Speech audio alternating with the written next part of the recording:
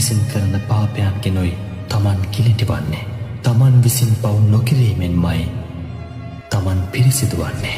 පිරිසිදුවීමත් අපිරිසිදුවීමත් කියන්නේ පෞද්ගලික දෙයක්. කෙනෙකුට තවත් කෙනෙක් පිරිසිදු කරන්න බැහැ. සියලු සංස්කාරයන් සංකතයි. හට ගැනීම නැතිවීම වෙනස්වමින් පැවතීම යන ලක්ෂණ තුනකින් යුක්තයි. ඒ නිසා සංස්කාරයන් ගැන කලකිරෙන්නමයි වටින්නේ.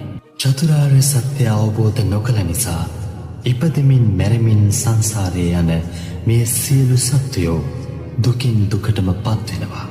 ආර්ය අෂ්ටාංගික මාර්ගය අනුගමනය කොට ඒ අමා මහ නිවන සාක්ෂාත් කළොත් සියලු දුකින් නිදහස් වෙන්න පුළුවන්. ඔබත් දැන් අප්‍රමාදීව කුසල දහම්වල යෙදී වාසය කරන්න.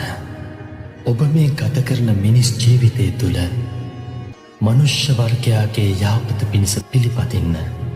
ඒ ඔබගේ මුළු මහත් සමාජයේ යහපත පිණිසත් සැපය පිණිසත් හේතු වේවි.